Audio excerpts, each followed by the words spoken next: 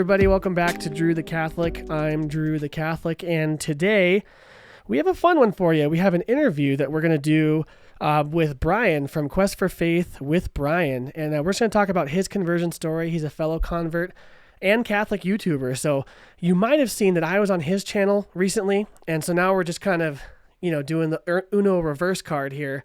We're going to talk about his conversion, life as a convert, life as a Catholic content creator, and all that stuff. Bryan, how's it going? It's going great. Thanks for having me on. I Yeah. appreciate it. No, yeah.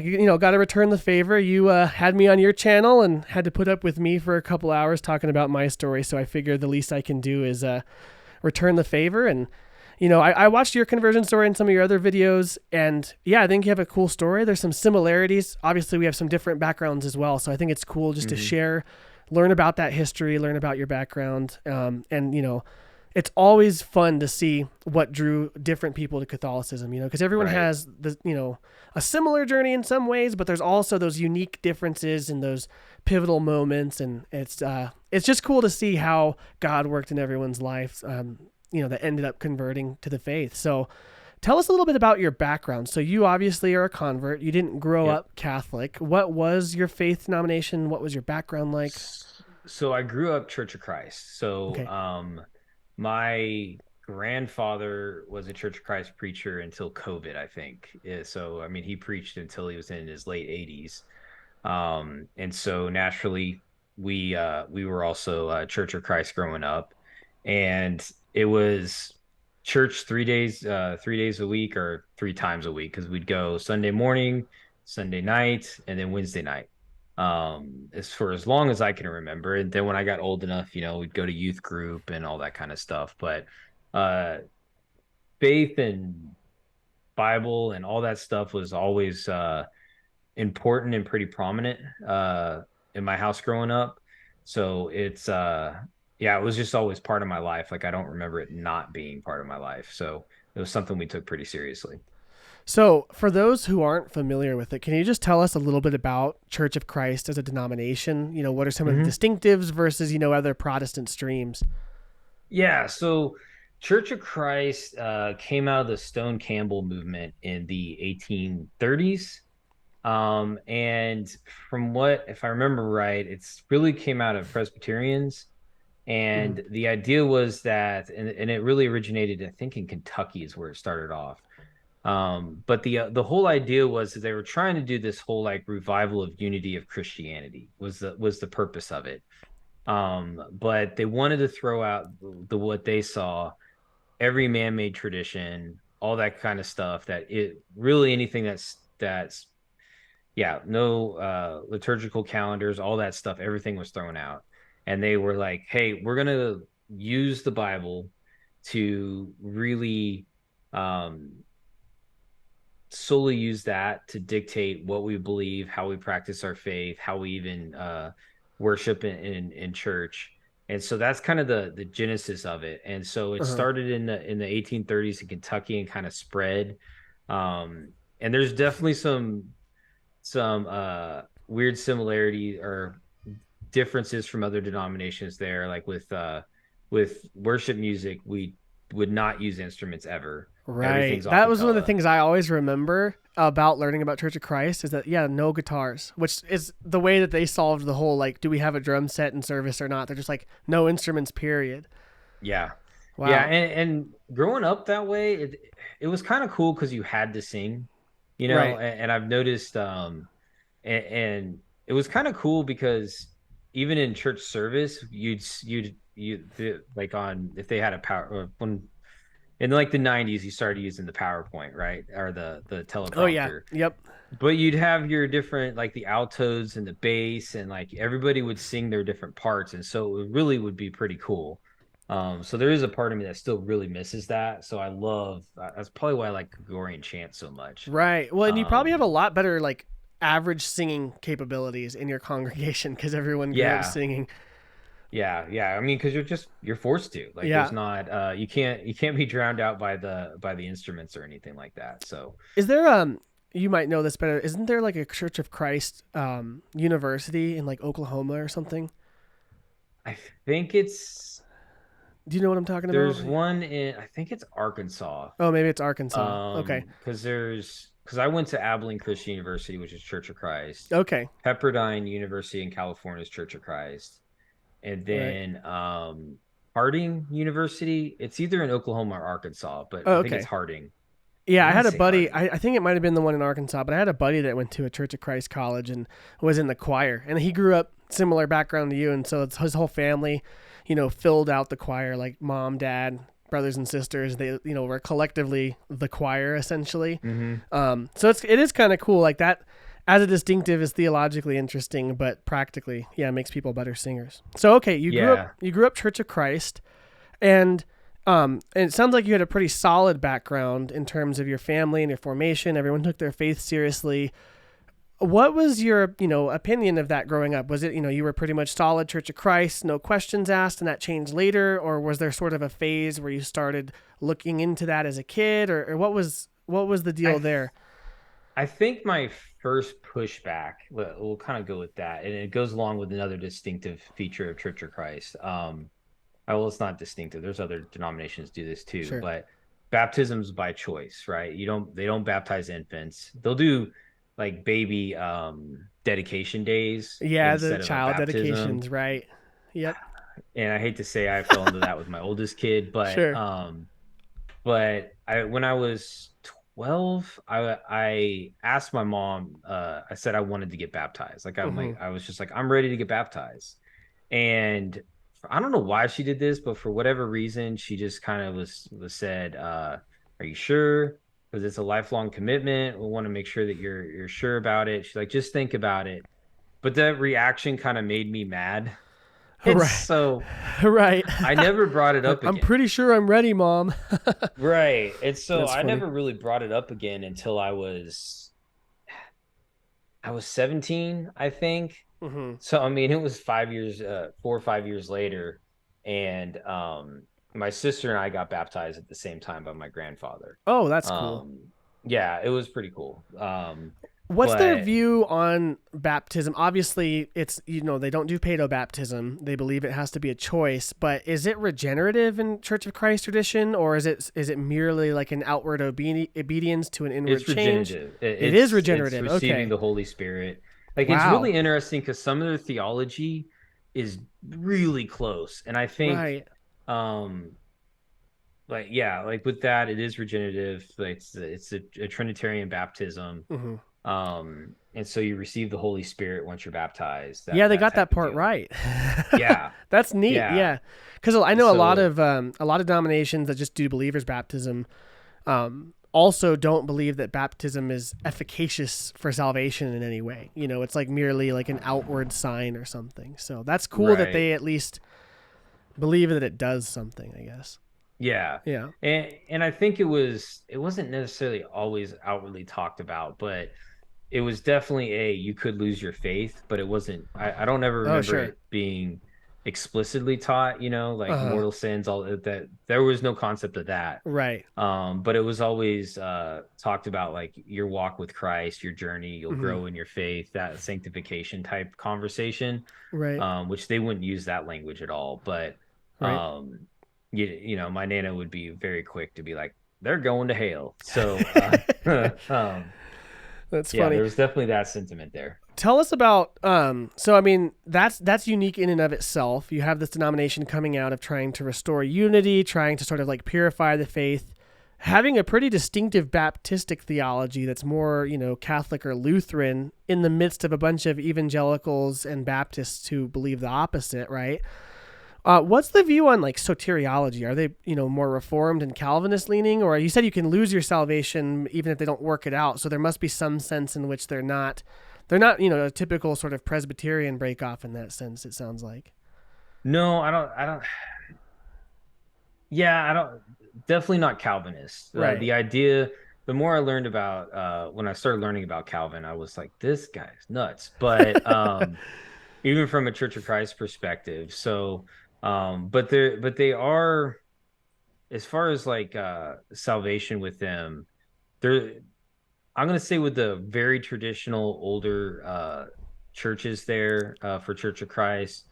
they do have a strong belief that if you're not practicing the way they're practicing their faith, you're going to hell. Yeah. They're Okay. which is really interesting because it was started off to include or reunite Christianity, and then they end up with this doctrine of segregation. It's Right. Yeah, so and they become like the one true church, kind of, right, in their own eyes. exactly like Yeah. because they don't even believe they're a denomination. Right. They say that they're the first church. So because Yeah. they're trying to model themselves, they think they're modeling themselves off the first century church based off the Bible, not Right. historical facts, but Right. what's in the Bible. That's really interesting because that's like pretty much the Catholic claim as well, right? That we're not a Mm-hmm. denomination. We're just the church that everyone else kind of said, "Yo, peace out." Um, Mm-hmm. and yeah, they have some similar theology. That's encouraging to me in a way because it's like it almost shows that if you were being sincere, you can get really close just from Scripture, right? Because they had some proper Baptistic theology and some soteriology that's good. And then it's Yeah. like you kind of do need some history though to really get all the way there. Is Understand that it. kind of what your experience was? Oh, 100%. Hmm. Because being a sola scriptura denomination, Oh, they are. Okay. yeah, like it's That makes 100% sense. that way. So each church is independent too.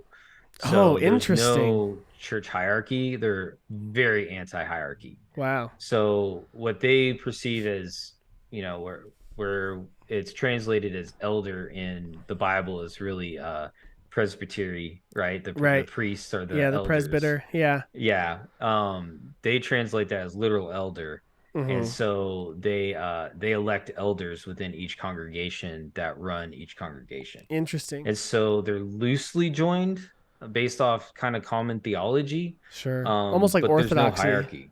Yeah, there's no, yeah, you could consider it that. If each Church of Right. Christ was its own little country, um, that's what it would look like. That's interesting. It's kind of funny too because I think I'm guessing I'm trying to remember off the top of my head, but I'm guessing they came out of like the Restorationist movement, or at least were Yep. inspired. Okay, yeah. So that was a Second Great Awakening.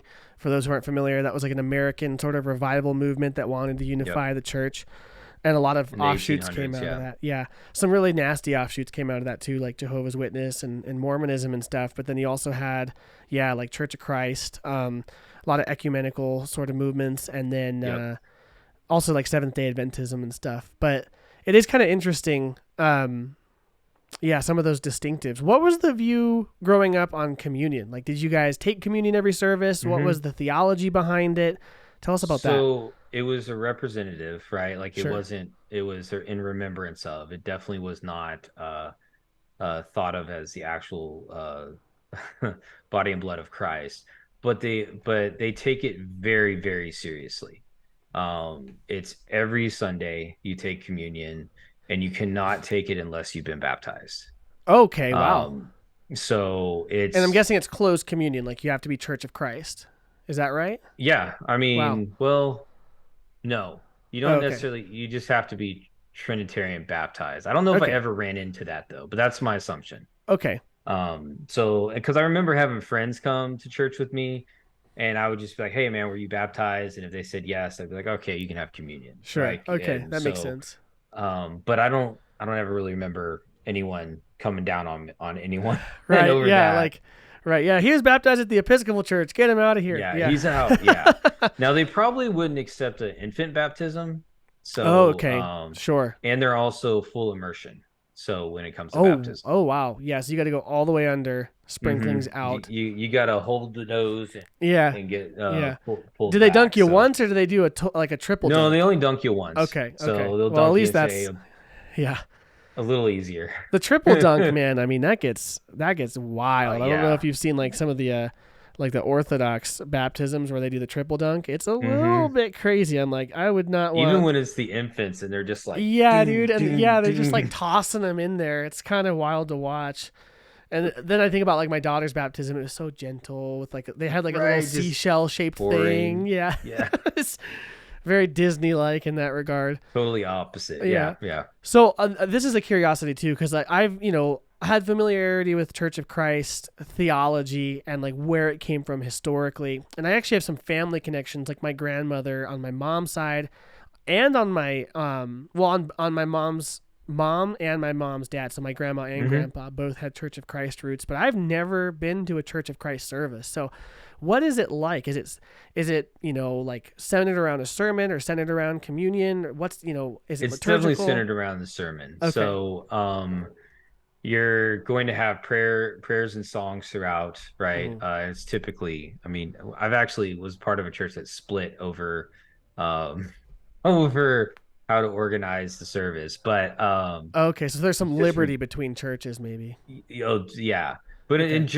general, you're going to have a 25 minute sermon, Yep. um, That's not too uh, bad. during, That's not too bad. yeah, no, it's not bad at all.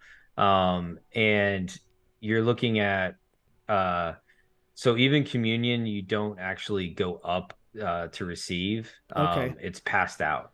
Oh So they yeah, have so they those come little down with the trays. ushers. Yep. Yeah, and so it's just passed out, and you take your grape juice, and then It you was take grape your juice? Okay. oh, totally, yeah.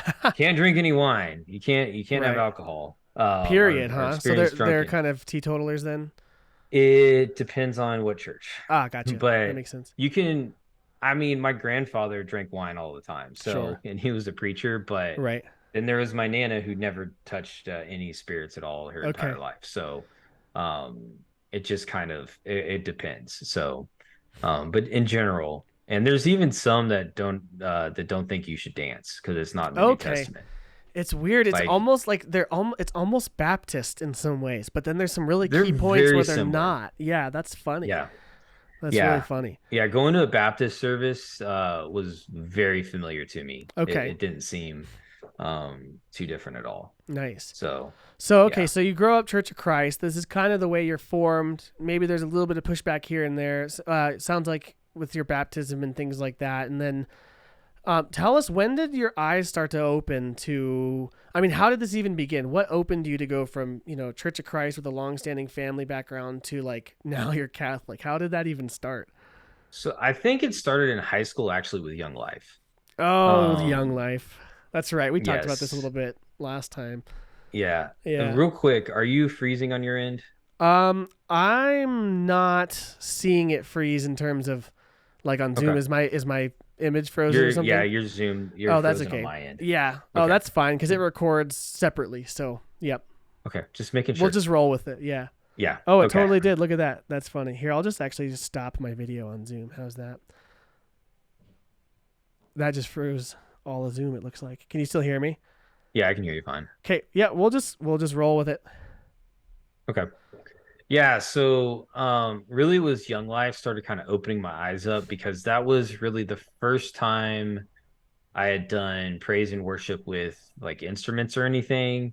And then going to Young Life camp. I think it was my freshman year of college when I went to when I was a leader and took a bunch of kids up to Oregon. Hmm. I just remember it was really interesting because we had a Sunday service and um the adult leader was handing us communion, and she grew up Catholic, which is kind of interesting, Oh, but went interesting. Yeah. non-denominational. And that's a whole other Yeah. story That's there. a I'm that's not a going to deep get dive. sidetracked there, but it was interesting because she dipped the bread. It was little bread. I'm used to like the crackers, Right. bread into the grape juice. It wasn't even wine. It Right. said the body of Christ, which I was like, the body, okay, whatever, Some you Catholic roots know. coming out. Yeah. Right. But that was kind of my first inkling about just different forms of worship. Hmm. And I my sophomore year of college is when I transferred out to Texas to go to Abilene Christian. And then from there it was pretty much um only Church of Christ I went to. We'd go to I mean, I'm going to Church of Christ school. There's who knows how many Church of Christ churches within Abilene, and it's only a town of like 100,000 people, and there's probably 35 Church of Christ churches there. So um, that was pretty much all I did through there. And then after I graduated, um, moved to Dallas, would go periodically. I wasn't a solid churchgoer when I first got out of college. Sure. And then when I met my wife, we started going, and So it did was she grow up pretty. Church of Christ as well? No, she grew up Oh, okay. Methodist. Oh, So interesting. for her, me being Church of Christ was a big red flag. Uh, so Church of Christ don't have the best of reputation in especially the Texas area in the South. Growing up in California, I never ran into any of that, Hmm. but it was pretty funny because she didn't really say anything until I think we were engaged. She started telling me, she's like, yeah, I was a little bit nervous that you were Church of Christ because y'all are Church of Christ is crazy. So it's like, It's not okay. what you want to hear. Yeah. Right, right. But so we got married in gosh, 2006, and we started going to a Church of Christ, and it was fine for the first 2 years of our marriage or so. Uh-huh. And so leading up into the mortgage collapse, I'd gotten laid off from Countrywide, got rehired, got laid off or got a job at Bank of America, then got laid off again and decided I'm going back to school. And so I moved my wife and now 1 year old son Oh, to wow. back to Abilene to get my master's in communication. And Nice. so that was the 3 years we spent in Abilene was kind of where things started falling apart Church of Christ wise for Hmm. me. Um, because partly I'm going to say it was my wife too, because Sure. she was more putting her foot down on certain things where I would just go with the flow because I grew up Church of Christ, and she's like, Right. I don't agree with that. Like that Right. doesn't sound right. And it was really hard for us to find a congregation where we both felt comfortable. And so eventually, I mean, we're going on 2 years of just jumping around from church to church, Right. and eventually she finally started talking me into looking at other denominations while we were in Abilene. Okay. Um, and I think what opened me to that was more the fact that I realized that the bigger churches in Church of Christ churches in Abilene were 100% really trying to please everybody. Hmm. And more of like, let's, I don't know. It wasn't like they weren't sticking to their guns, right? Right. Yeah, they're kind of caving in to social pressure, and that's becoming Yeah. more and more common, it seems like. Right. And it Yeah. wasn't big things, but it was Sure. just if you grew up Church of Christ, you noticed it, right? Right. You're like, And I this is was new. Yeah. like even I mean, even women doing announcements. Like Okay. I remember we went and I saw that and I'm like, what in the world Even are so, they they were doing? strict beforehand, right? Like not even announcements, huh? Wow. Yeah, women Okay. would not speak during service. Did they separate Um people by sex? no, Okay, they weren't no, that strict. I know some no, not that denominations do strict. that. Yeah. Yeah, no, Okay. women could totally serve in with teaching and doing the Bible classes and all that kind of Sure. stuff. But as far as service, it was men would hand out communion. There'd be I did see at least praise and worship teams when that started happening in the 90s, because up until then it wasn't happening. There would obviously be a woman up there if you Yeah. had a few people up there singing Yeah. for praise and worship. But other than that, that was it. So I remember seeing that and I was like, it wouldn't doesn't bother me now, but Sure. at the Sure. time I was like, You're like, what are they doing? right. I'm like, okay. So all this other stuff I'm noticing, I'm like, they're pandering and what's going on Right. here. And Right. so with all that, we kind of started trying to look around, Uh huh. and yeah, we still didn't find anything. I finished my master's and we went back to Dallas. Okay. And that first year back, or really the second year back, was probably the toughest year, one of the toughest years of my life. And I was at the point where I'm like, I don't want to go to Church of Christ anymore.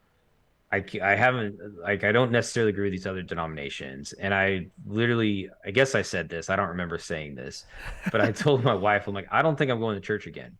Like, I'm done. Oh, wow. I'm Like, just flat period. out Like, no done. church at Yeah. all. Wow. Yeah. And that only lasted 3 months. Sure. Like Sure. it was just like God's just too ingrained in my life. Like I Right. noticed I missed it, right? Um, and so when we started trying to look again, we ended up landing at a Methodist church. Okay, and that's Um, her roots, so that kind of feels yeah, that comfortable. was more her roots, and Right. it was a big Methodist church that had a traditional service, and they also had like the band and all that type of service Nice. too. And for me at that point, it was more of just a band-aid, right? Like I really was having a really struggle with my faith at this point in Right. time. Um, but I knew I still needed to go to church. I knew I still needed to do this stuff. And this was really just me a Hail Mary throwing just trying something. Sure. That didn't seem like the theology was completely crazy. So that's kind of how we ended up there and getting out of the Church of Christ. Gotcha. And so, what? Obviously, Methodist denomination right now has all sorts of internal strife and issues. Were you guys at like a more conservative Methodist church, or were you starting to see some of that stuff unfold as well? So we were there for 6 years Uh huh. before all this stuff started creeping in. Yeah. Um, and it was in, let's see, 2013, I want to say, when my wife discovered that the Apocrypha had been taken out of the Bible really in the Oh wow. 1800s. Yeah. So, because I always assumed it got thrown out in the 1500s with Martin Luther. I Yeah. didn't Right. realize Right. he created it and it wasn't thrown out until the 1800s. Yeah. They Um, just moved it to the back for a while. right, Yeah. right. And that didn't really sit well with me. Like that actually upset me being sola scriptura Church of Christ kid. Um, I was like, that's wrong. That wasn't even 200 years ago this stuff happened. Like, what the heck? Yeah. But I had kind of made it my goal in 2014. I was like, okay, I'm gonna spend this year and figure out what happened there. But we had our second child. And so that pretty much went on the back burner for another 4 years. Um, and I didn't even think about it. We're still going to this Methodist church. And it was 2018 in, yeah, it was December 2018. We knew the Methodists were going to have their conference. I think it Oh was in yeah. December and November. Yep. And so this was the first time that the having gay clergy and gay marriage first came up in the conference.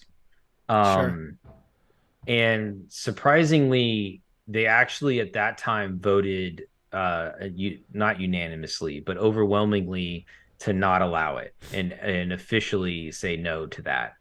Oh wow. Which I was like, oh, this is great. Maybe we'll be able to stay here because again, it wasn't like we were a super conservative church, and Right. so and I remember even having conversations with friends at church. I'm like, if they go that way, I'm out. Like I'm done, Uh huh. and I'm going somewhere else. And but the next Sunday, I was really interested to see what the head pastor was going to say.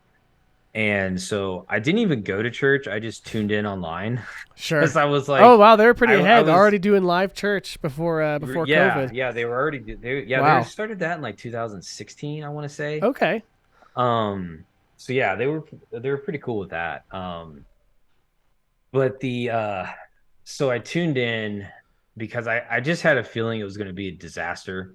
Sure. And he basically stood up and said he believes it is biblical and he's disappointed in the council's decision or the conference's decision, and he's going to lead a Bible study on how gay marriage is biblical. And I just turned off or was I watching it on TV? Maybe I was. Turned it Sure. off and went, well, it's time to find a new church. Can't be Methodist anymore. Yeah, I Yeah, was I like, I'm remember when out. that was going on because that was around the time I had.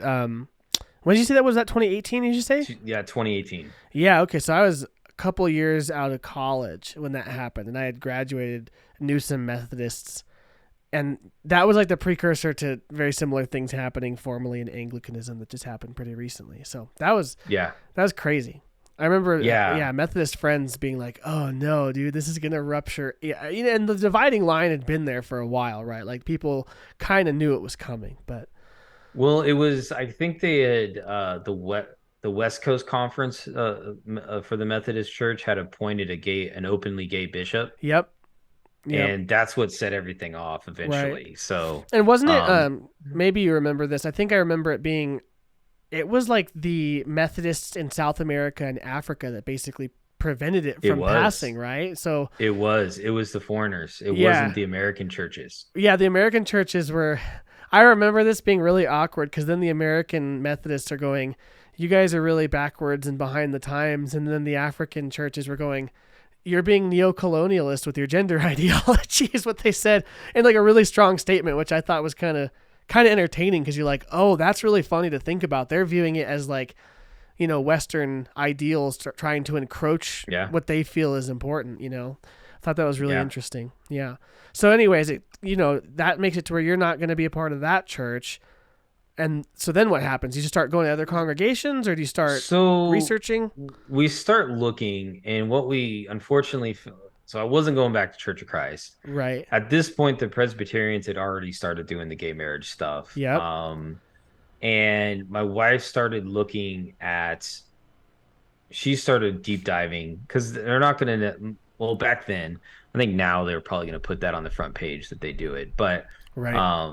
you kind of had to look in to see if they were accepting of it or not.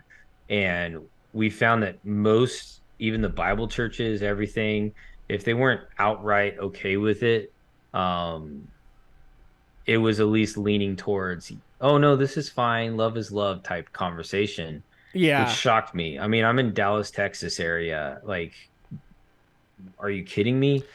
Yeah. People take it very Um, soft stance and not really bringing it up, or just like sort of accommodating it without giving it like a full stamp of approval. right. Yeah. Or outright saying, yeah, no, we Sure. totally do that. Sure. So, and so really at that point, I was like, where are we going to go? And then I remembered the whole Apocrypha thing from 4 years ago. And, and I basically Like, was like, wait a minute. well, yeah, I was That's like, great. well, I'm not going to church right now, so Right. I got time to research this. Right. And so yeah, that's what I started doing next. I started diving into the history of how the Bible was put together, going up through Martin Luther, looking at his objections to removing the Apocrypha, looking at modern scholars on why they don't think those books are canonical, um, and basically just didn't agree with any of their thesis at all.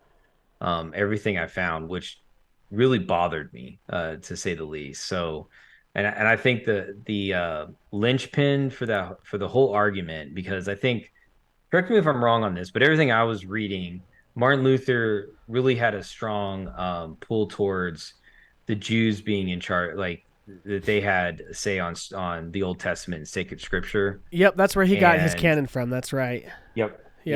yeah. And so Which I is know really you went to funny Bible given his school, other so opinions on Jews. right, He was really right. anti-Semitic. Like, yeah, it's interesting. So for me, it was like, okay, that works if there's canon was closed before Christ, right? Like I'm okay with that if Right. that was their canon before Christ. Right. If their canon closed anytime after Christ, then Then that we got a doesn't work. problem. Yeah. Right? We got a big problem, right? And so then when I found that, what was it? I ended up reading, I think it was Jimmy Akin's book. Oh, the Bible is Catholic or whatever. Yeah, I think that Yeah, was it. it's a great book. Great little introduction to And it. oh yeah, and Yeah. so but he gives such great references. Then you can Oh dive off yeah. into wormholes and just Yeah. really go deep. That guy's a machine. I Oh, I honestly, know. he's like a cyborg. Yeah, I don't even know how he does it. Like you just see him on any random. Well, the church is, yeah, it's crazy. I love when he like Um, Matt Frad on his show. He'll be live and he'll be like, I wonder if Jimmy Aiken has thought about this, and he'll just call him, and then Jimmy will just riff for like a half hour on like a random yes. subject with no prep time. So great. Yeah. I'm like, I want that dude's mind. Like Yeah. I got a pretty decent recall on some things, but I'm getting older and it's slowing down on me. Right. So the But no, Apocrypha is it's, what opened it up for you. It sounds like then. yeah. Wow. So, Okay. you know, when you think it's 66 books and you find out maybe it's not 66 Right. books, Yeah. um, You're like, what am what I else gonna could do be in there, next? bro? Where's the expansion pack? Yeah.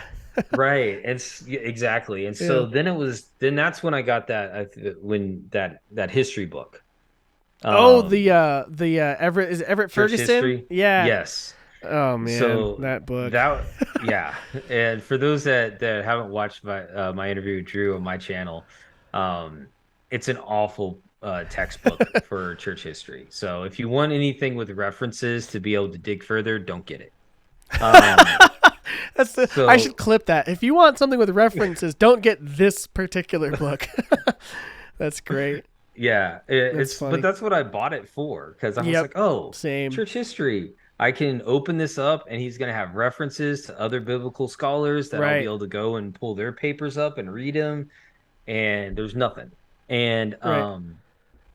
so basically, what I did, because I had no idea about any church father, right? Like I passed the apostles and Saint Patrick, uh, like which isn't a church father, but you know what I mean. Right. Like I had no clue about church history at this point. Um, so there was a list in there of prominent church leaders after the apostles. And so that was kind Sure. of that in my mind, because Church of Christ, you kind of believe that the around the 300s is when the Catholic Church took over Christianity, and it was no longer Christianity. It wasn't practiced right again until Okay, so it's the 1830. whole like Constantine sort of myth is kind of what they bought into. Yes, but Yeah. not necessarily finally spelled out, I would say. Sure. But basically, yeah.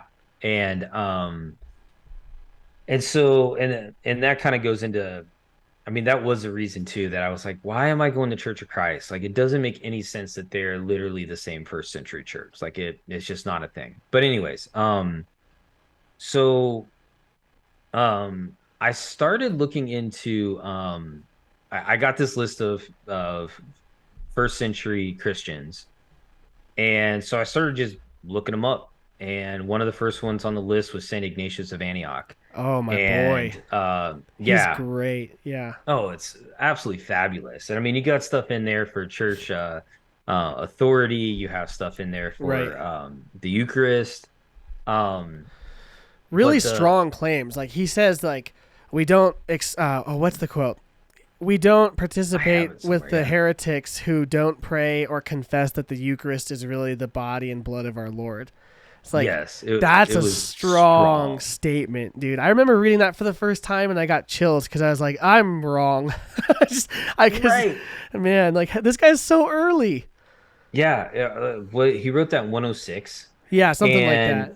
And that was the quote I read, and I'm sitting here going, "Who the heck is saying it? Who is Yeah, who is this Ignatius of dude and Antioch?" why is he Catholic? Because I'm Yeah, like, does this make any sense, right? Like, right. because at the point I'm like, well, maybe they weren't Catholic, right? Like, I wasn't on that board yet. Sure. I'm trying to figure this whole thing out, and so then I start researching him, and I'm like, oh, well, tradition says he might have been appointed. He could have been appointed bishop by Peter. Yeah. I forget who was his mentor, but It's basically his Polycarp, I mentor think. Polycarp, Yeah. and Who then knew Polycarp John? was mentored by John. Yeah. And I'm like, that's some solid credentials there. This dude Yep. knew what he was talking about. Like it makes no sense that you can't believe what this guy says. Right. Um, and so similarly at that time, so this is over, we're in Lent, I guess, that year, right? Right. And and so my wife is doing a study on the book of John at the same time. And it was almost within, I think it was the same week I got to Ignatius of Antioch that she got to John chapter 6. It was crazy That's because some good timing. right. And so I had read this and was just kind of going, okay, I don't even know what to do with this. I got to take a break for a second because that just blew my mind. Like I don't know what to do with this. Right. And she had gotten to John chapter 6, and then so she was looking up, and this whole time, I love my wife because she does subtle stuff, right? She had started listening to the Ascension Present videos with Father Mike, Dude, that's it. and That is the yep. Yep. and so That'll she'd do be it. listening to him while she's cooking, right? Or in the Okay. kitchen, and It's I'd walk dangerous. through, and I'm like, I'm like, is that hot priest again? Like, I would always give her a hard time. That's so funny. And she's like, yes, but no. And and I would be shocked because he would say stuff. I'm like, I agree with that. That sounds correct, like Yep. all the time, right? But then she found, so right after she read through John 6, she found I don't think it was a sermon. I think it was or not a homily. It was definitely a talk he gave on the bread of life Oh, I've seen discourse. this talk. Yeah. You have, and Is it it the was, one where he says at the beginning, I've never given this talk and had someone hear it that didn't become Catholic? Is it that talk? it might have been. I don't Okay. know. Because I Like, remember I remember seeing this talk, the Bread of Life discourse, and he says that at the beginning, and I remember watching it, and I was like, bet. And then here I am a couple of years later as a Catholic. So he's right. You're right, Father Mike. I'm sorry I doubted you. yeah. Anyways, yeah, so she saw the It's Bread of Life discourse. So he goes through that, and then of course, right afterwards, I bust my NIV out and start looking up John 6, and I'm like, he's right. I think he's right. And then so I start looking for other sources because I'm like, well, I'm not going to Got to totally see what just the accept the opposition priest. says. Absolutely. Yeah. Right. And so I start looking for the opposition, and most of the arguments I saw hung on verse 63, Uh-huh. where it's like the spirit is weak or something like And the that. flesh is, yeah. Yeah. Yeah, or yeah. I can't remember exactly what that quote is, but I'm Sure. like, that doesn't work too well. And then, because I can't remember in his sermon if he went into the Greek, Sure. um, but I found what is his name? Um, like Jerusalem dude. What's his name? Always wears a hat. I know you're gonna know who he is. Um, Always wears a any hat. he Oh, was a Baptist. Steve Ray. Steve Ray. Yeah, dude. So I found his With the talk, cowboy hat. Yeah.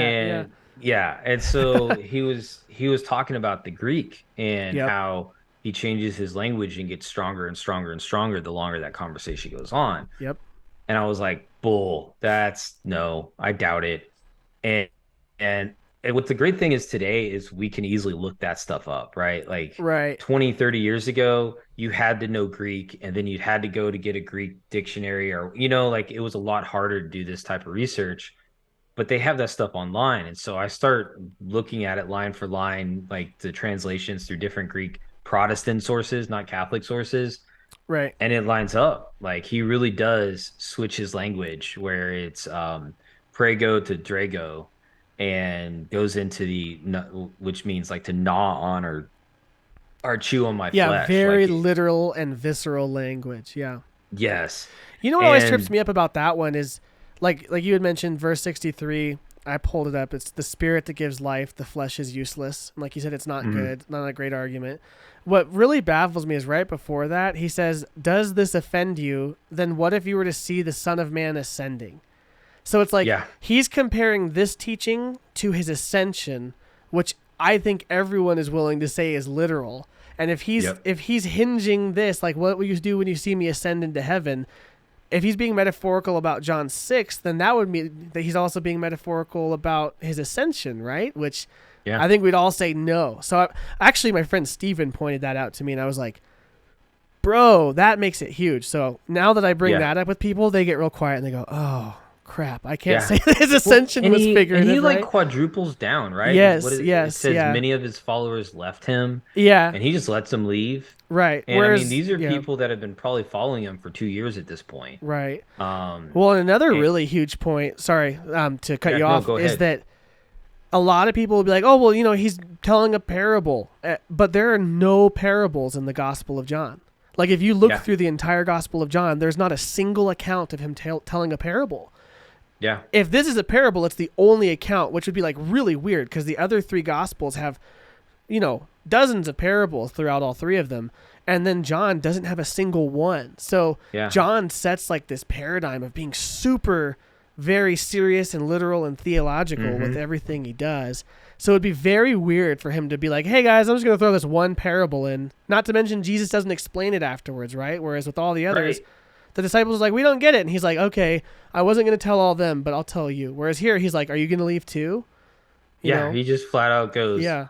yeah, so I'm calling your bluff. Are you coming with me? Right. And Peter's like, where else would we go? Yeah, you have the words Which of is a life. just a great response. It's And one great. thing that if you go to the first paragraph of chapter 7, Hmm.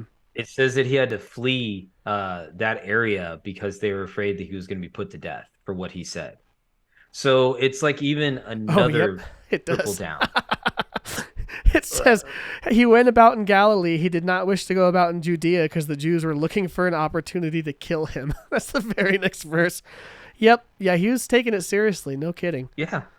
And so, researching that, listening to just a bunch of different sources, reading a bunch, I went, oh my gosh, I gotta either be Catholic or Orthodox because A, they have the full Right. Bible and they believe in the real presence. And so Right. those were kind of like my two, okay, those two things I know are correct. So And you guys now I did have to consider pick orthodoxy then?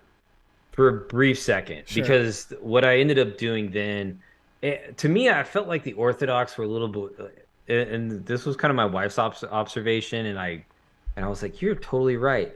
But when you get Catholics and Orthodoxies talking online, it seems like the Orthodoxies are a little bit snippier, That's for sure. like Yeah, the ortho it's like bros. they have more of a bee in their bonnet, so to speak. And Yeah, it was just like. I don't know if I don't know, it just feels weird. I'm not sure. Greek, I'm not Russian, like I'm not these other they seem very it doesn't seem like a united church for one thing. There's some issues for sure. Yeah. Right. But for me then it was well the big issues the priest or the pope. Yep. And so that's when I started diving into the Pope and reading. I mean, Ignatius helped, First Clement's letters helped, um, Hmm. and researching that, and then coming to realize, wow, Matthew 16 is literally almost a mirror passage to Isaiah 22:22. Yeah, the Eliakim Um, argument. Shout out mhm, Swan Sona yeah. for taking that Uh, and running it all the way to the end zone. Oh, Yeah. 100%. And then, but just you read those letters from Clement, and that's a situation where in today's world there would be the first church of Corinth and the second church of Corinth, right? Right. They would First split, Congregational Church of Corinth, First right? Baptist Church of Corinth. Yeah. And the kicker for that for me is at that time when they think those letters were written, John was still alive, Right. and they would probably know that, right? Yep. Like I couldn't imagine them not knowing. They would receive news that he had died. Especially in Corinth, because that's close enough to where, John would have been exiled. That, Right. yeah. And they didn't write to him. They Right. wrote to Rome. Right. And to me, that's a big, big distinction there. Hmm. Like, because in my mind, I'm like, dude, I'm going to a source. Like, I'm going to John, Right. the one that Jesus loved. Like, I'm going to him to ask what should we do. Yep. And they didn't. They wrote further away to Rome, which is a heck of a lot further away than they were from John. Don't even know if that Um, letter's gonna make it. Yeah.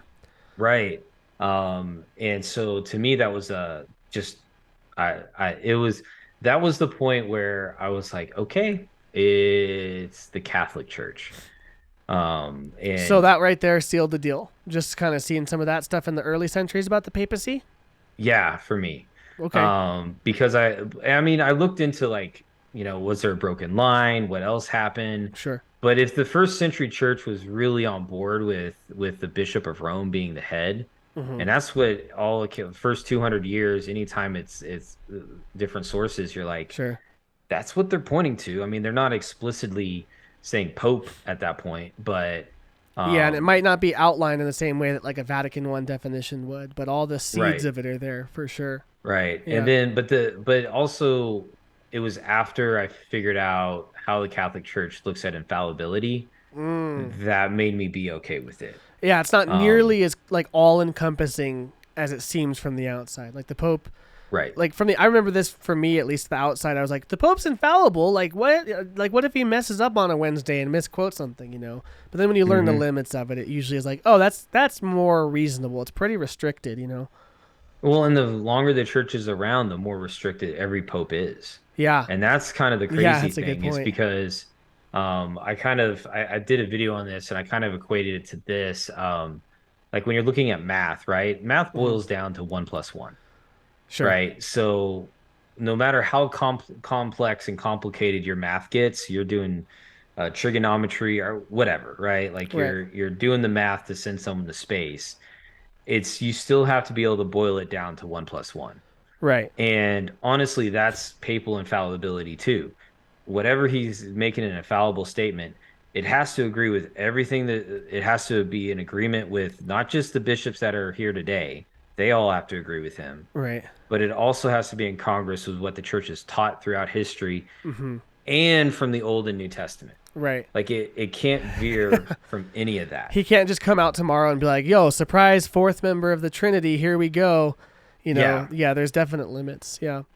And so that was the point where I came out of my office when I figured that out. I was like, babe, I think we got to be Catholic.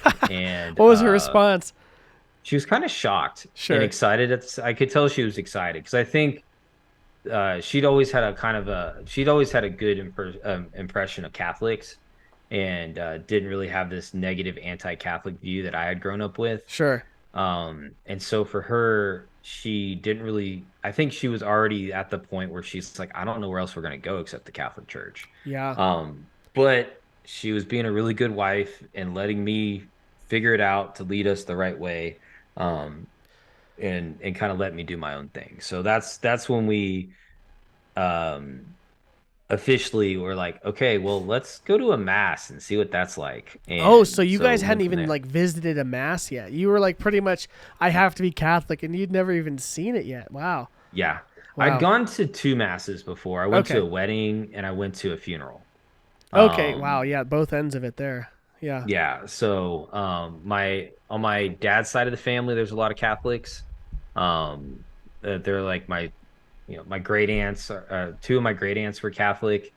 And so, all my second, third, and fourth cousins are Catholic, but I'm not really close with them at all. So I didn't Okay. grow up around them. So yeah, it was so I went to my great aunt's funeral, and then my wife's best friend was Catholic and had a Catholic wedding. And so those are the only two experiences I'd ever had with the Catholic Church. So Wow. And so you guys go to mass for the first time. You're pretty much already convinced to Catholicism.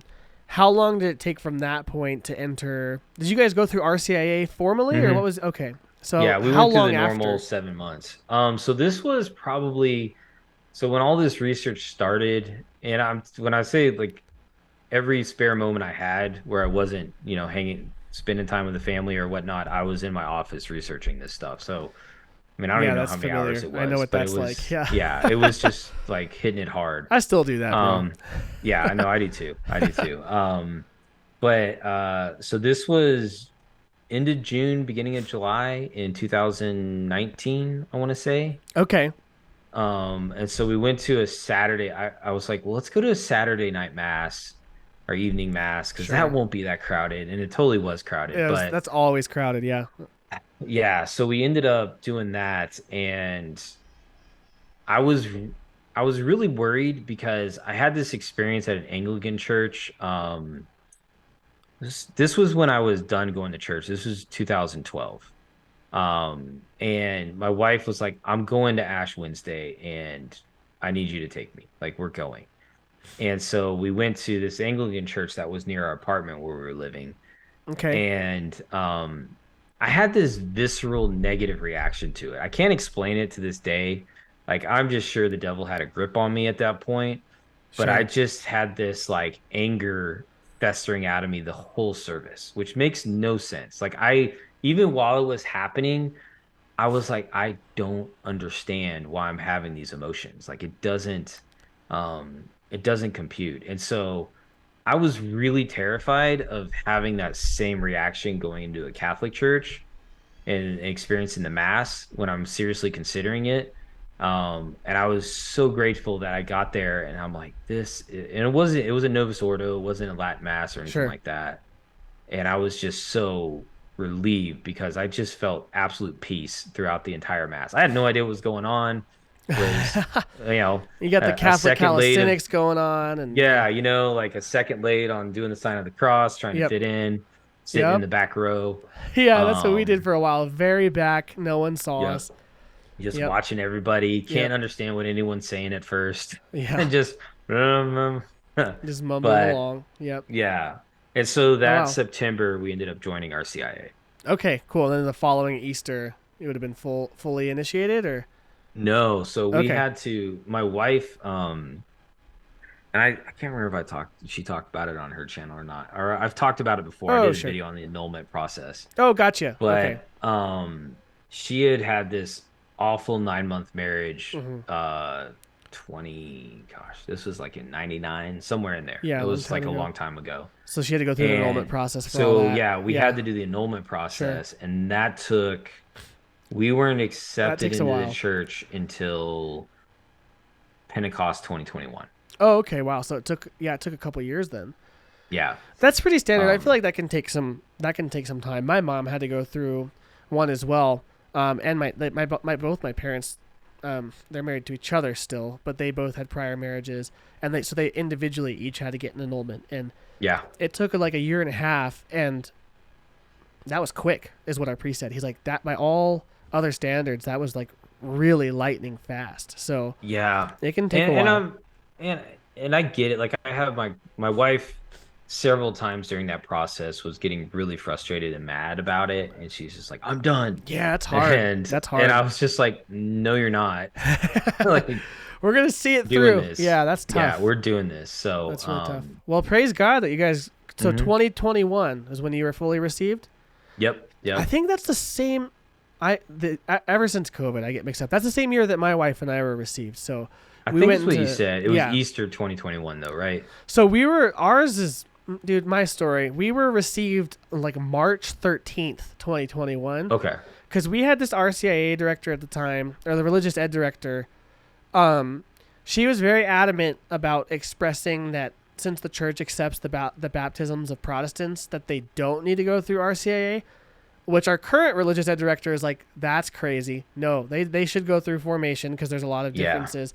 But she just wanted to make it really easy, which I actually don't appreciate. If it had been anyone but me, they wouldn't have known any of the distinctives. They wouldn't have known anything about Right. Catholicism really. So we snuck in after like 5 weeks of watching videos and learning about the lectionary, like the church readings. Really?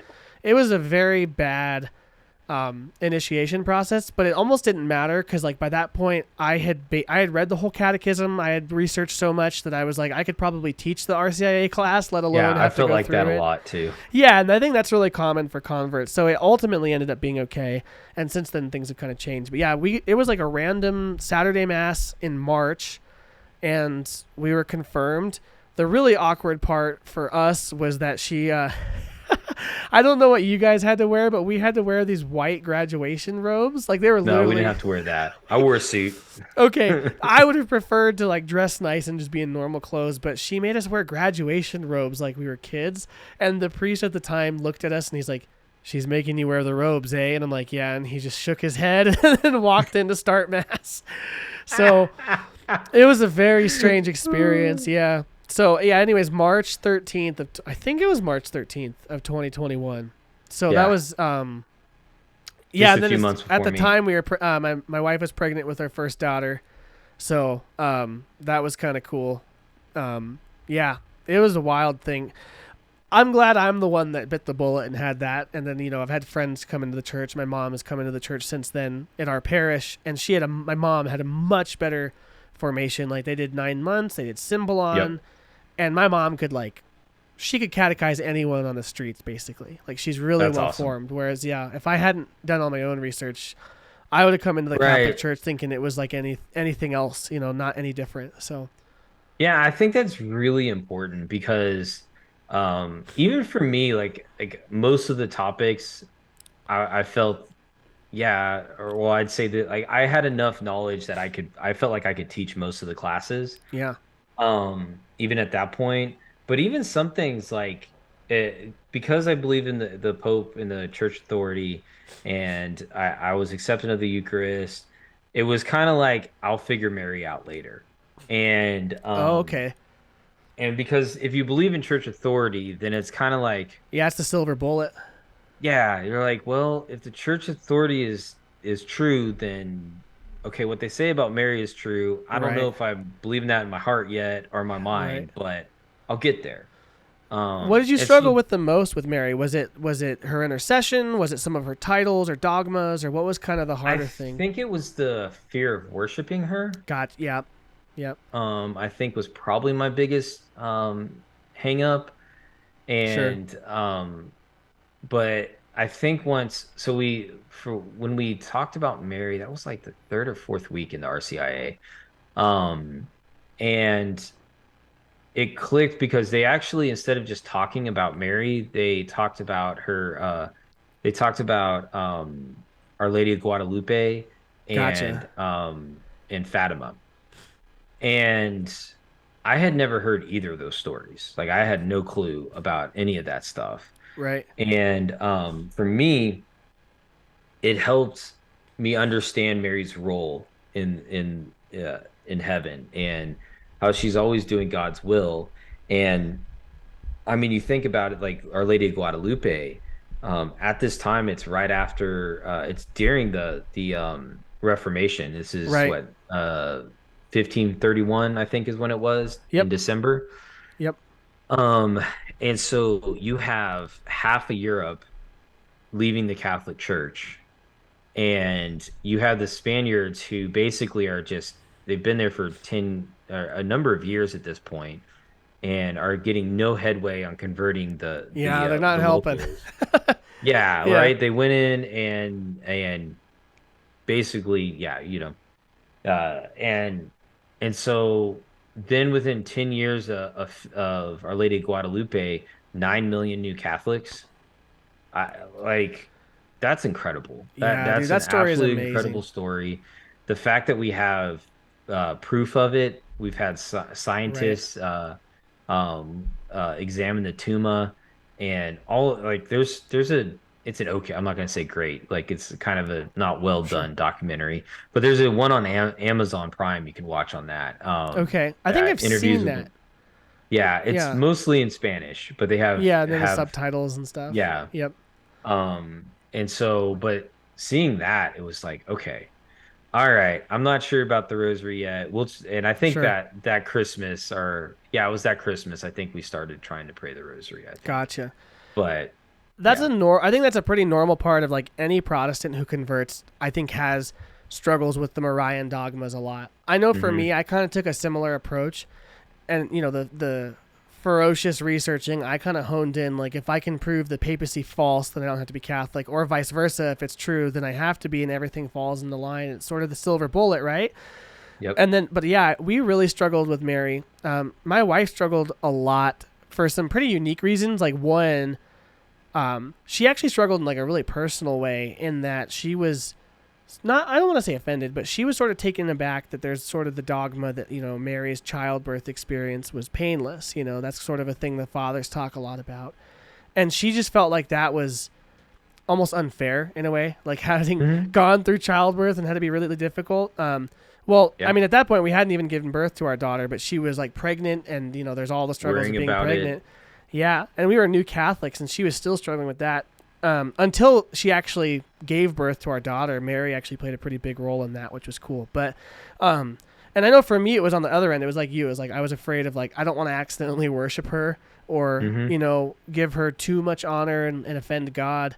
And then some of the titles were like really like Queen of Heaven. I was like, dude, why? How does this even make sense? And Yeah. then it was, the biblical case for, the queenship as the queen Yeah. mother and all that starts filing in. And Yeah. eventually, yeah, The Davidic yeah, the Davidic queen yeah. was always Yeah. mama. That blew me away because it's like, Yeah, wow. yep, Because I discovered that researching the church authority argument, right? sure. Because it just maps out perfectly with Christ as king. You have the the Pope is the what's the word I'm looking for? Chief steward, Prime and minister, yeah, prime minister, chief yeah, steward, whatever, yeah, that runs the kingdom while the king is gone. right, And then you have the representatives of the 12 tribes, starting off there with the apostles. And then the queen was never the wife of the king. It was always the mother The of the mom, king. right? And so, Yep. and then you add that in with Revelations, you're like, oh, Yeah, and okay. Revelation 12, the woman with the stars. And I Hmm. remember reading Revelation 12, having seen a lot more Marian imagery since I started researching it, and kind of going, wait a minute, that's where they're getting all the stars around her head and all that, you know?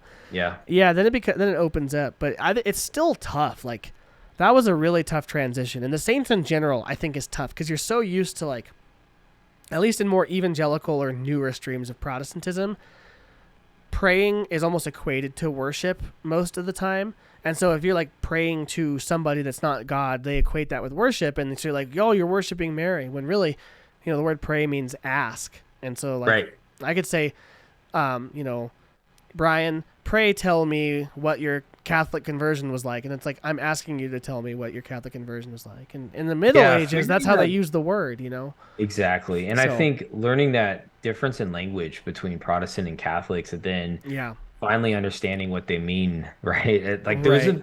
there's a language barrier and it's For really sure. and a cultural barrier too, Right. but once you start understanding it, you're like, "Oh, that's what they mean." Mm-hmm. So, Yeah. um And then it yeah. becomes really beautiful and communal. Like, and you can tell me what your experience is like, but I know for me, the experience of being Catholic has felt way more communal, of feeling connected to other parishioners, other worshipers, and also the saints in heaven. Like, it just feels like we all are actually the body of Christ and connected in an intimate way. Whereas before, I just kind of felt like I was doing my thing with Jesus, and then someone else was doing their thing with Jesus, and we were supposed to fellowship and stuff, but it wasn't nearly as intimate. What's your experience been like with that? I would agree with that. I think I mean even the church concept there and I don't know why Protestants don't talk about this, but that we're priest, prophet, and king, right? That Yeah, we're with our baptism. Like it's this connection that we have with one another. And they talk about the body of Christ, the church is the body of Christ, but it's in that, uh the ether, yeah, right? right, There's no solid contact there. And I sure, think um having the authority of the church, having like, hey, if you're Catholic and you're taking Eucharist every Sunday, you're agreeing with everybody on this. And right. and honestly, it's been really interesting for me with my Catholic identity now Mm-hmm. because I feel like, and this is where I feel like it should be, but um, I was kind of taken aback a few years ago when I started realizing that my Catholic identity was more important to me than like even my US identity, right? Right. Yep. Obviously I'm a patriotic dude, Yep. but I started I forget what book it was I read, but it was basically like Catholicism in America. Okay. Is that Tim Um, Gordon? I think that's Tim Gordon, isn't it? it wasn't Tim Gordon. No, he has one It similar to was that, maybe. maybe I have it over there. Don't see it. Anyways, Puritan Empire. That's it. Puritan Yeah. Empire. Um, anyways, I was reading through that and it was just a really interesting read, just talking about how Catholics were treated. Oh, it's like the history Um, of Catholicism in yeah, America. Then. Okay. yeah. But this idea of Americanism as a religion, Mm-hmm. and that since our country wasn't based on really any religion, something had to hold us together. Right. And not that I fully agree with that dude, but it was just an interesting thought. And I'm like, no, we've always said that our identity in Christ should be first, no Right. matter what. Yeah. But then to realize that my faith is so important to me now. Not that it wasn't necessarily important to me before, but that like God and country was more like this Right. than this now, right? Yeah. It was almost like a singular statement of equal things as opposed to. I can relate to Two that a little separate. bit. Yeah. Yeah. And I think that was like a year and a half ago or so that that Mm-hmm. shift started happening. And I really realized it going, man, Yeah, no, we really can't rely on our country, our politicians. Like we need to rely on Christ. And that's And becoming more apparent every day. yeah, I mean, yeah, and it's Yeah, just going to keep coming more apparent, you know. absolutely. I can relate to that too. I think for me, the more I started to dive into like Catholic social teaching, that really changed a lot of my. I mean, it really did change my politics almost fundamentally. I don't want to say it wasn't so fundamental that I was. I don't know. Maybe that's overstating it, but there was a lot of key principles that I think I would have held to. I probably would have been more libertarian leaning before being Catholic, and now I wouldn't be as libertarian leaning, I guess, but still fairly conservative. But I feel like a lot of the key principles of Catholic social teaching have definitely changed some of my views on things. And also solidified my views on other things, if that makes sense too. But I feel like that's Very pretty much common. so. Yeah, Very much so. And I think like even kind of shifting the conversation slightly with marriage. sure. Um, like the Catholic teaching on marriage was honestly refreshing. And my wife and I had this Yeah. conversation because we were reading through the catechism and talking about it, and that's pretty much how we've always felt about marriage. But Okay. it was kind of like this, even like we've never tried to use contraceptives, right? Like Sure. we've always been open to life. And that's not a normal thing at all in the Yeah. Protestant When world you bring that up, whatsoever. people look at you like you're an alien. Yeah, yeah. So is Church of And Christ pretty conservative on that issue too, or did they allow contraceptives? yeah, they allow Oh, okay. contraceptives. Okay. Yeah. I mean, I've never heard anyone talk against it. Let's put it that way. Sure. Yeah. Yeah. Wow. Yeah. So, yeah, like if they were strongly against it, you would hear somebody give a sermon or something on that. Yeah. It would have been brought up. That makes sense. Yeah. Yeah. And I knew way too many Church of Christ girls that were on birth control and stuff Right. to to beg Yeah. the difference. So, It's so funny, right? um, Because it's such a thing. It's a concept that's like taken for granted. Like in Protestantism, it's almost like not even a discussion. Which in like the 1930s and 40s, all of those churches would have been against it too. And then just little flip of the switch, and all of a sudden it's not even talked about or discussed or debated, and everyone's fully on board. Which you don't even yeah. know until you become Catholic almost and start to consider that like, oh, there's another option than just like, you know, taking birth control as like the default. Well, yeah. I mean, I honestly think, I mean, there's a lot of bad things that happen because of the Reformation. But Yeah. that might Based. be that might be the worst one Hmm. because if you think about it, when the Anglicans started accepting contraceptive in the 30s, then Yep. it spread to the rest of the Protestantism. Catholics were still the only ones saying no to that today, and that led to the sexual revolution. And now we're in the cesspool we're in today because of that. Like that was the kickoff point Yeah, there's a lot of links of there all of because that. now you don't have anyone really opposing that, and that's, I would say, in a lot of ways too, probably more than anyone would be willing to admit. The acceptance of birth control and the acceptance of abortion are pretty pivotally linked because it's the same outcome ultimately. It's just before Yeah. or after conception. But the same Hmm. principles of openness to life apply on either side of that ball, so to speak. But yeah, I think you're right. I mean, I've always said too, and it'll be interesting to get your take on this, that the principles of the Reformation that were theological became political in the Enlightenment. And then all of the theological principles that started to kind of show their worst colors in like the 18th and 19th century are starting to show their worst colors in the political application of them now, right? So you have this Yeah. decentralization of authority, every man his own pope, and all of that sort of thing, interpreting what's good and true for yourself in terms of spiritual stuff. In the Enlightenment, it becomes hyper individualism, the sovereignty of the individual, the de-theologification, that's not really a word, of, our anthropology. But Like it makes sense. Yeah. yeah, we're not looking at humanity through a theological lens with original sin and redemption. It's just like, oh, humans are smart and we can make cool stuff to help ourselves. And it's usually bombs, by the way. Yep. Yeah, it's really interesting. And other people talk about that, but especially becoming Catholic, I'm like, oh, wow, that rabbit hole goes so It deep. goes really Yeah. deep because yeah, you're right. Because once you become your own pope and you can make your own decisions on what's good for you, that leads right into the Enlightenment movement, which the basis for the Enlightenment movement was 100% uh man's number one, right? Like even the founding Right. fathers, they were all Right. about that. Like and Yeah. granted, I'm totally fine with small government. Yeah. But the basis for their belief system was really on that Masonic teachings there Yeah.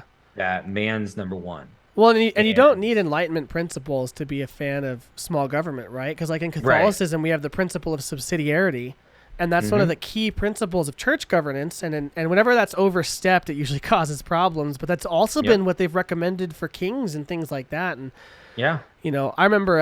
I don't know if you watch. Do you watch Daily Wire at all? You watch like Michael Yeah. Knowles or those guys? So he Hmm. had Eduardo Habsburg on from the I gotta Habsburg watch that. dynasty.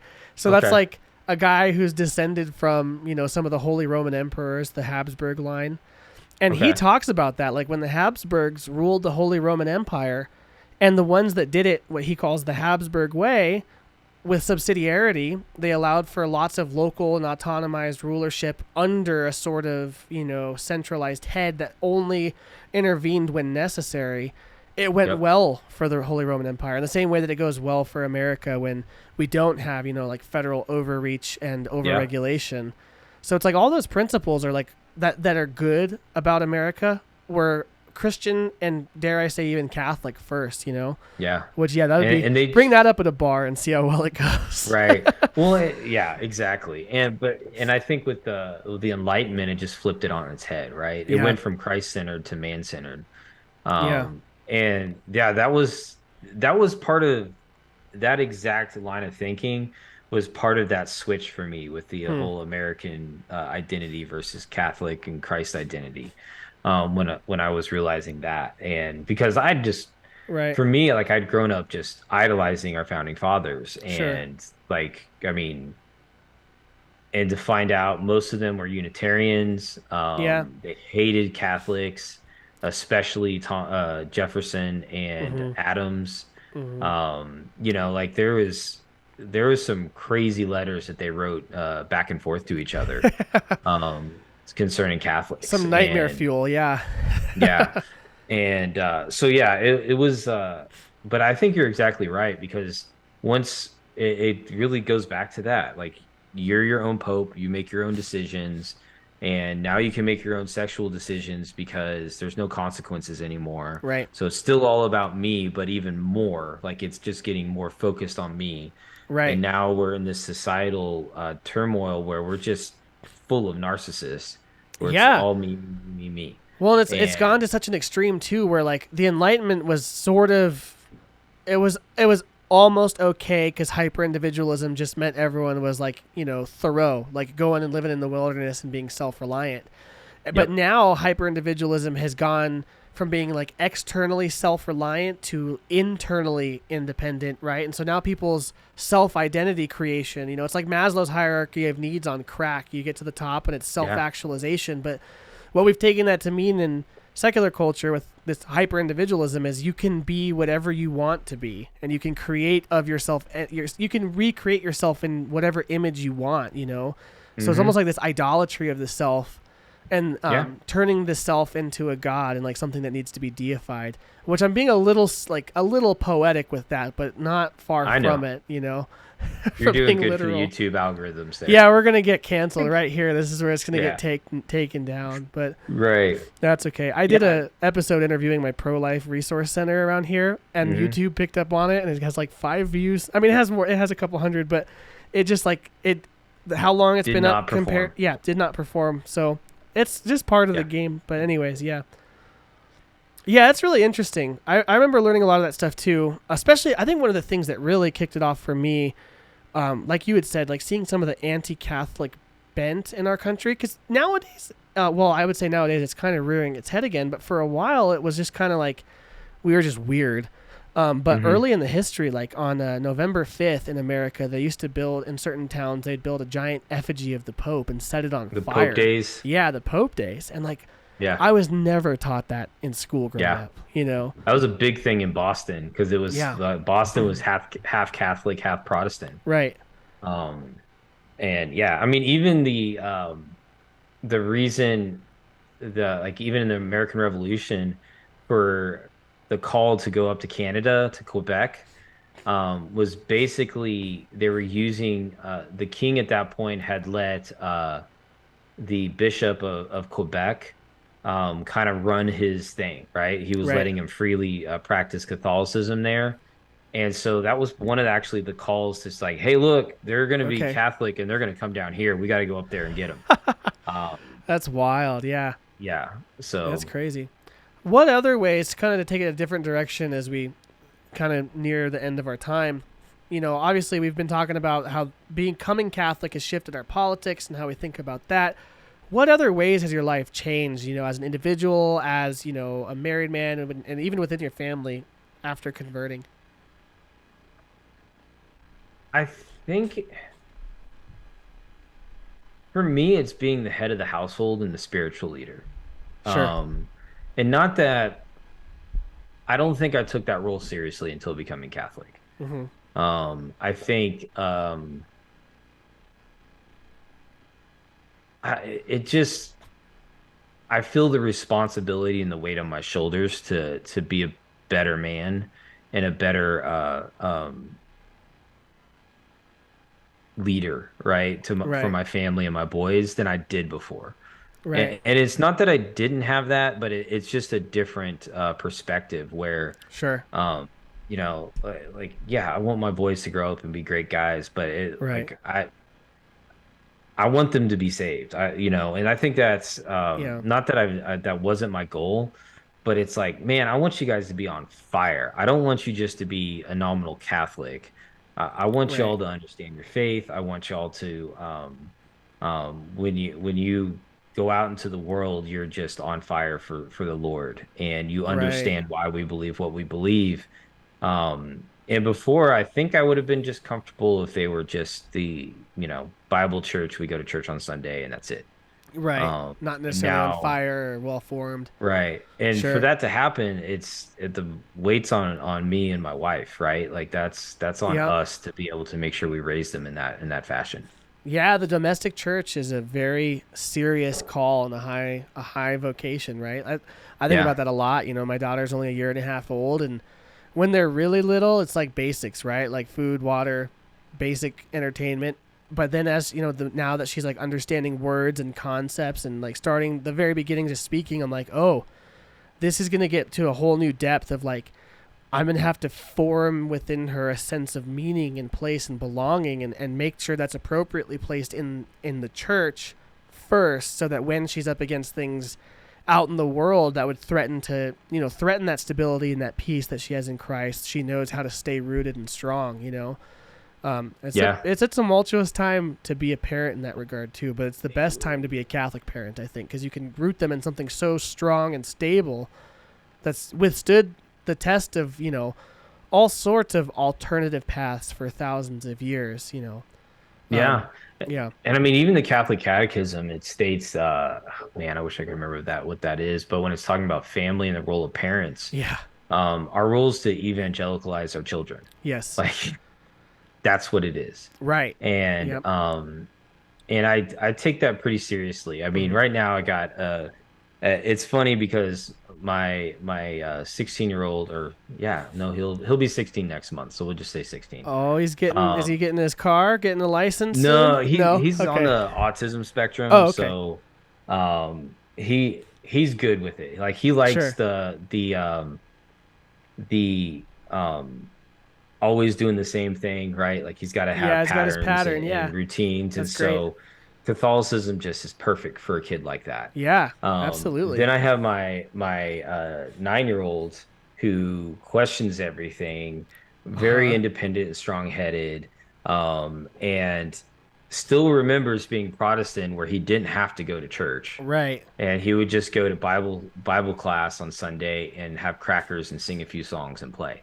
And he's like, "I And want the crackers, Dad. Where are the crackers at? right. I He's want the like, I have to go food to and the snacks." mass, so Yeah. I'm dealing with that. And Sure.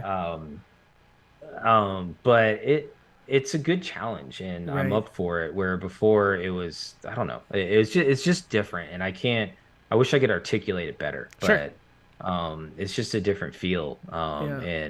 And I know I have to live as righteous as I possibly can, even though I fall short all the time, Right. to be able to be that head of the household and lead. Right. Well, and that's the beautiful part, though, too. Like, just even by living your faith yourself, and like, going to mass faithfully, going to confession regularly, all those things as parents, I think, the kids pick up on that. Like, even if you're Hmm. not telling your 9-year-old every week, like, hey, here's why I do this and this and that. And like, you have those conversations when you need to, but faith for the most part is caught, not taught. Yep. And just by seeing like, oh, dad and mom take this really seriously, I think that's the biggest thing. And I think that's the, like, just looking back on catechetical history of the past 100 years, that's been the biggest thing that's missing is most people have maybe been too relaxed in their adherence to, the basic tenets of the faith, and their kids pick up on that. So then when their kid does, have a question and they don't have a Yeah. good answer and they're not really living up to it, if that's what they see mom and dad doing, then they go, well, maybe there's not a good reason to, which is why mom and dad aren't really doing it that well. So why would I be a part of it? Yeah, Um, I think the big I think the big fall in catechesis is really on the parents in the last 50 yep. years since Vatican II, Yeah. because they've just relied on the church to teach them. And Right. yeah, the church is responsible for that, but that's But it's so are your we. job. Yeah. Yeah, like we Yeah. have a massive role to play in that. Yeah. And if you're just sending your kids to religious ed every week, Right. and that's you don't talk about it outside of that, they don't see you praying, they don't Right. see these conversations, and they don't see the importance there. Of course, once they go through confirmation and they have a car, they're not going to go to mass unless you tell them to, Right. unless you make them.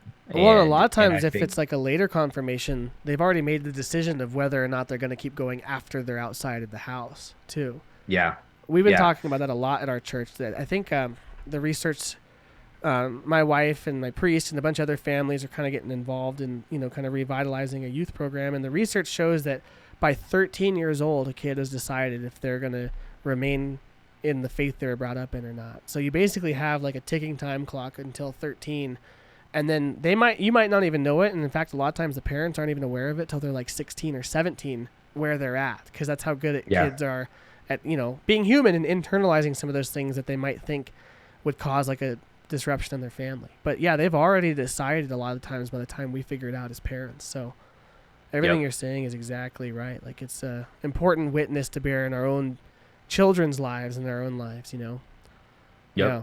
100%. Yeah. Yeah. I think this new generation of Catholics is going to do really good, though. Like, there's just so many, like There's converts so like much you and hope. I. Yeah. It's going to be way different because it's not just we go to mass because grandma told me to and I still do. So that's why you got to do it too, little Timmy. There's like a lot of people, converts or reverts or cradle Catholics, who are like, wait, we got to figure out if this is important, and if it is, why, and then we have to live it and then also talk about it. And if you have someone doing that, I mean, the chances of your kids remaining in the faith are very high. I mean, ultimately, people are people, they're individuals, and you can't say that like every kid's gonna stay just because they Yeah. were well There's always catechized. a But black sheep. yeah, Uh, yeah, but and then then you just no, pray I that they come think back. But I think you're absolutely right. I think right now is a phenomenal time to be a Catholic. I yeah, think uh, just even our little two YouTube channels, hmm, just the amount of information you can access, right, and like for me anymore, like the research I've done, right? Like it's not like I went to school and learned anything. uh huh, I've done this all on my own, and it's there. It's on your fingertips, where even if you don't have an academic background, you can figure this stuff out. And I think right, most of us now um, are growing up in a time where we have so much information available to us uh huh, that I think it's going to change how we our faith in it, like it's going to make it stronger. Right. because we're going to be able to see all these facts and see all this stuff and we can research it ourselves. And Mm-hmm. it's not just what we're hearing on Sunday.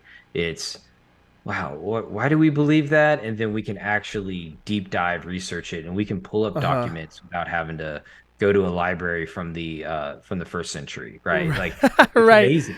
Yeah.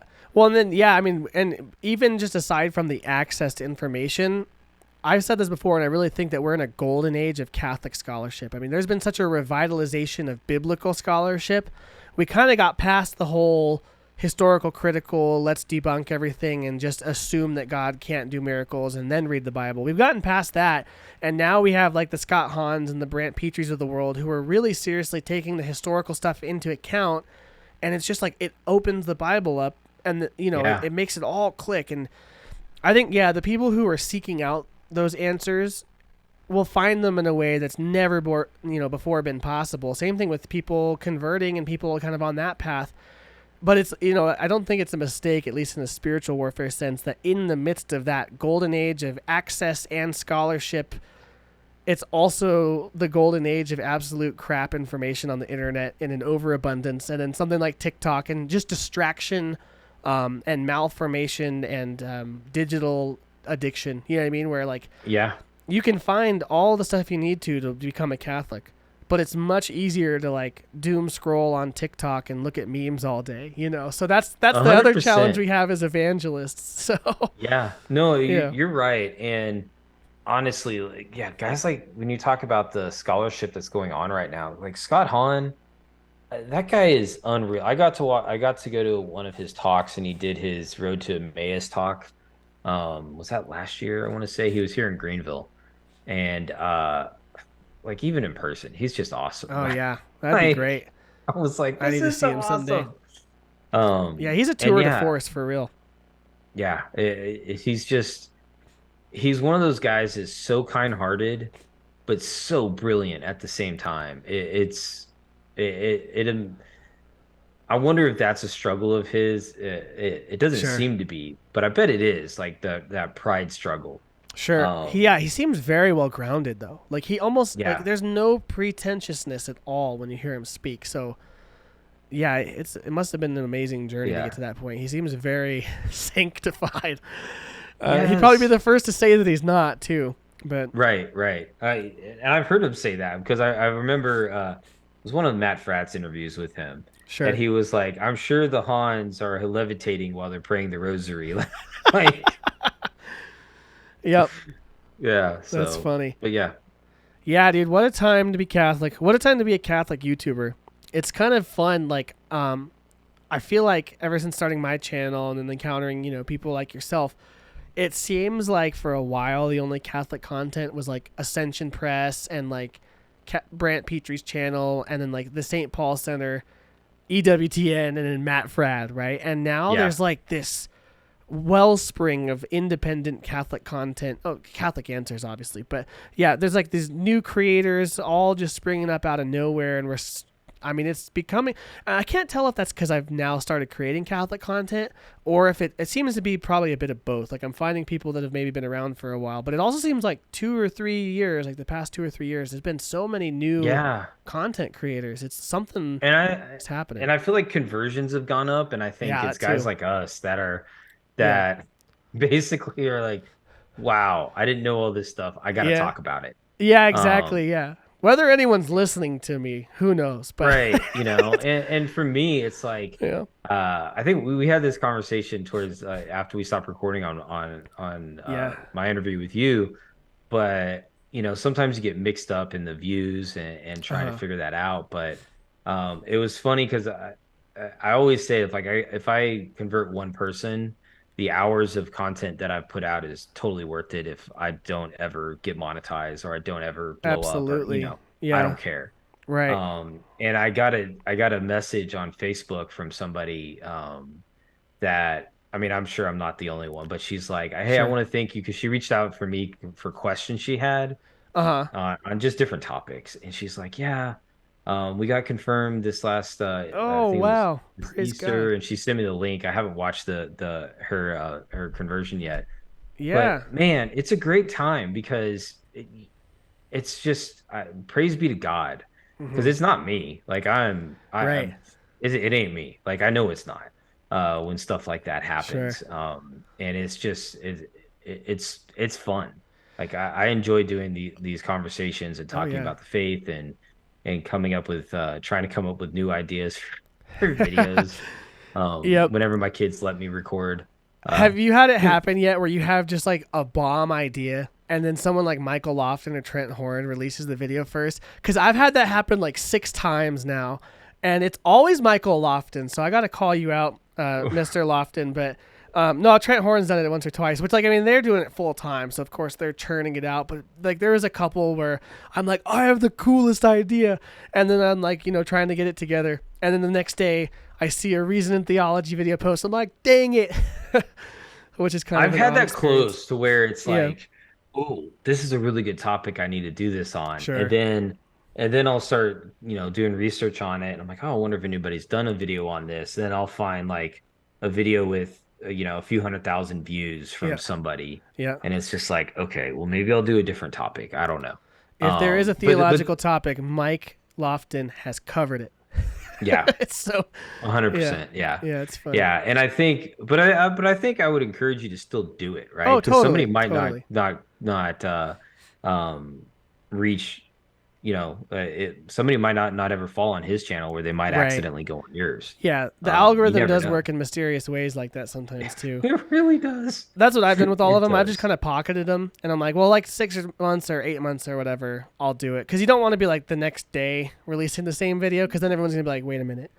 Although I will Right. say, I've already seen this. I as far as I know, this might be contestable, but I'm fairly certain that I was one of the first YouTubers that's in the Catholic sphere to do like a Chat GPT conversion attempt video, which is kind of what put me on the map. And this was one where I had the idea and I was like, I have to drop everything I'm doing and do this right now because if I don't do it right now and publish it tonight, I know that like Trent Horn, Somebody Michael else is Lofton, gonna Matt do it. Fradd in 6 days are gonna have it. And then yeah, sure enough, I published my video.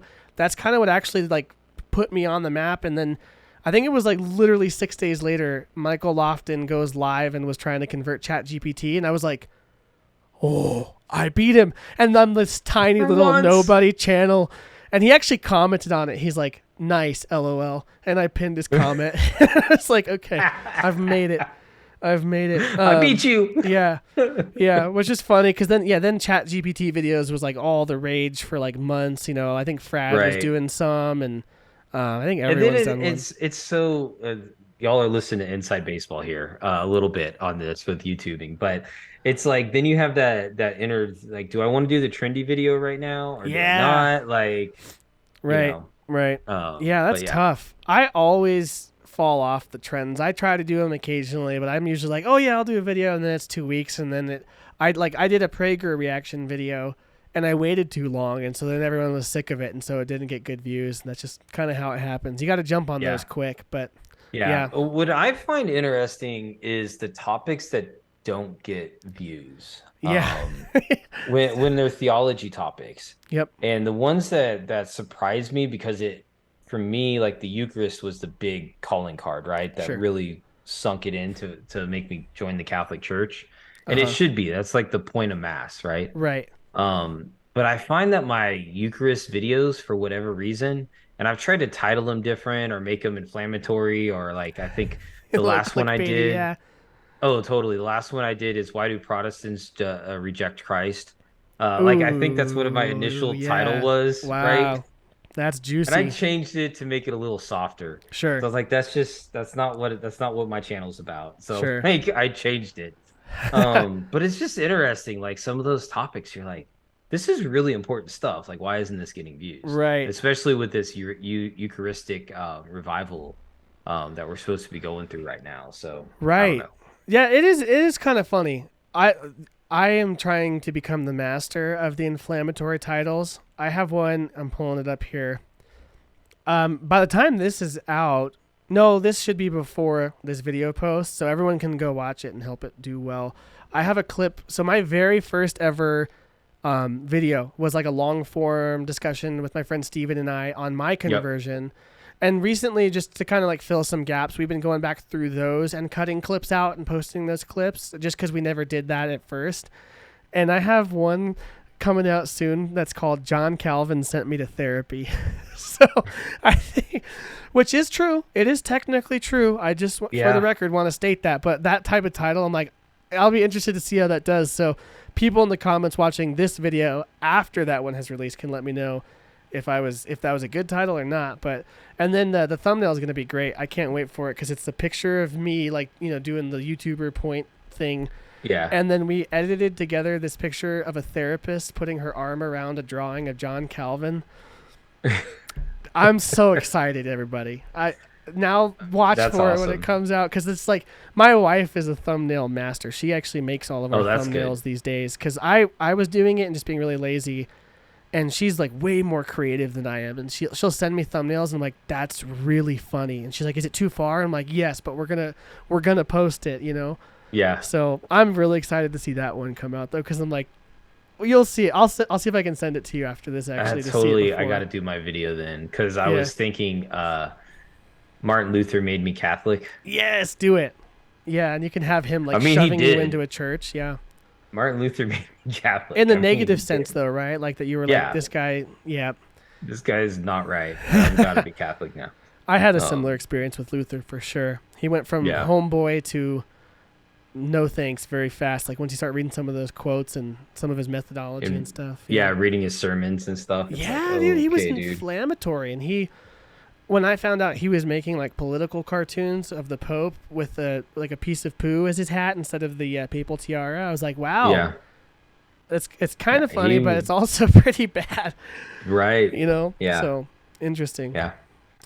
Well, cool, dude. We're going on about hour 40 here, so I figure we'll probably wrap it up here. But man, I just love hearing your story, hearing you and your wife come into this together, and it seems like she was kind of on the front end of that sometimes too, it seems like, of researching those things. And that's just so cool to see couples doing that together and running that race.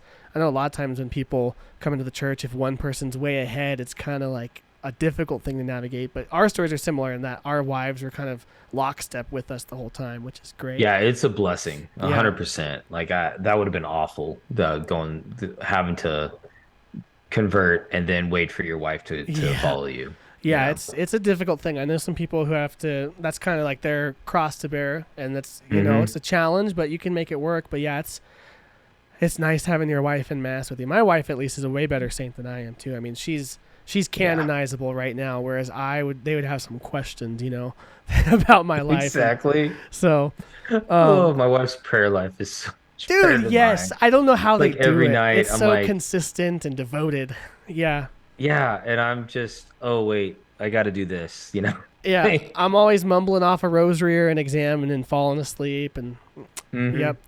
Yeah, me too. I got to get better at it. Yeah. Anyways, Bryan, where can people check you out if they want to, you know, go over to your channel? Tell them how to find you. Obviously, I'll put the link in the description, but tell us about what you're up to. Yeah, Quest for Faith with Bryan here on YouTube. Definitely come check me out. I've been doing this for a little over, I think it'll be 3 years in November, so nice. 2.5 years now. And really just my content is really around just explaining the Catholic faith, trying to dumb it down a little bit. So it is really kind of my goal with most of my videos, and then interviewing great guys like Drew and other people whenever I can get somebody else on my channel is definitely fun. One video I'm probably we kind of touched on it that I'm about to have work on this weekend is the two biggest downfalls of the Reformation. And it's really dealing with the